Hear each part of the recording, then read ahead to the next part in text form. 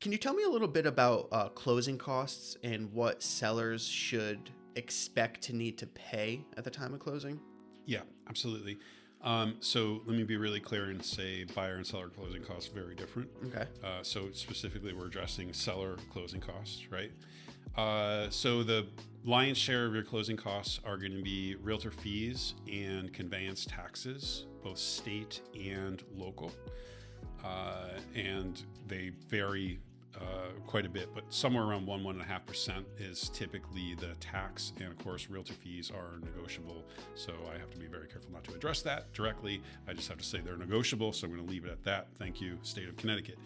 Anyway, other costs are relatively minor, but they're probably potentially the staging, the fixing up the house, lawyer fees.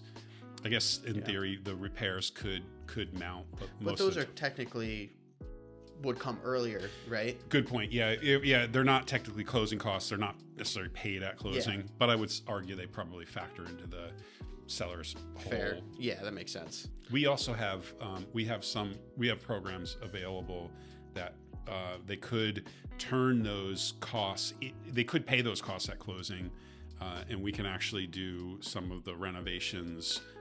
Essentially on a loan that delays until the closing date, and then they pay them out at closing. Okay. If that works for some people. Sometimes that works really well. A lot of times in probate transactions, or where there's, maybe they need their cash for another purchase or something like that. You know, give them a little bit of breathing room. So generally speaking, how would a seller calculate what their end proceed is? Like, what are they going to walk away from the deal with? Is there a calculation they can do to run that? Yeah, when we have a listing appointment, we will run what's called obviously at the seller's request, we would run a net sheet out for them that we would flush out all the details right on the spot, and we could tell them exactly like this is what you will walk away with at this sales price. This is your walk away.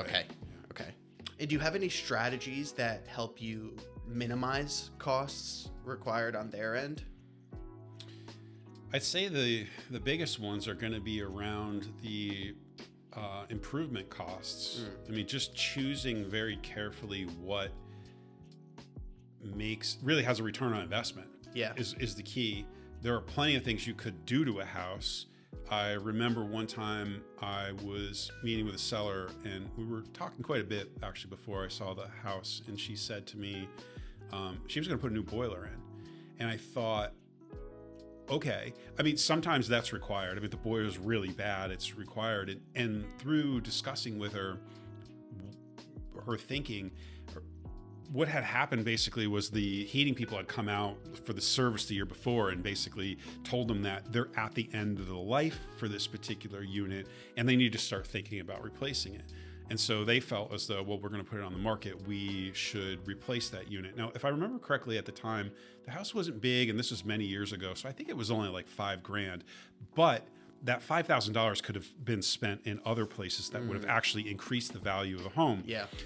The buyer, whether that was a negative attribute or not, was really the decision of a buyer. So that seller in that particular scenario for that repair is electing to pay the $5,000. Yeah. Right. And it's guaranteed going to cost them $5,000. Well, if we go and sell it to someone and the buyer comes to me and said, now realize this is a good and functional heating unit. We're not talking about a broken heating system or falling apart heating system. It's just long and it's later in its years, but functioning properly. Yeah. And so I would prefer to wait for the seller or the buyer, to ask me for some kind of discount, maybe. Yeah. And even in that case, if we split it 50-50, that would only cost $2,500. Yeah. So it was something I'd rather negotiate. That makes sense. Now, I know the paint, I can't negotiate after the fact. In other words, when we're fixing a house up and we're painting it, you can't negotiate. You just don't get the offer and you get lower offers. Yeah. So this is a different thing. And so you're really taking repairs and they should be in some kind of bucket. Is a bucket that's going to actually make a difference, or is it something I have a chance to negotiate for you later? Yeah. And again, I'm not saying we want to sell, garbage houses, but of course, this is someone saying, I want to replace a good and functioning heating unit because I think it's later in years and I think the buyer will want it. Well, let me negotiate that out for you. Let me negotiate that out for you, and you take the proceeds and let's put them towards some other repairs that are actually going to make a difference to you getting offers and to you getting stronger. Stronger final sale price. And generally speaking, trying to find a line in the sand there, to me, based off what you just said, it's if it's going to make a negative impact on their first impression of the home, that's something that would be worth it, obviously barring costs. There's other factors. Right.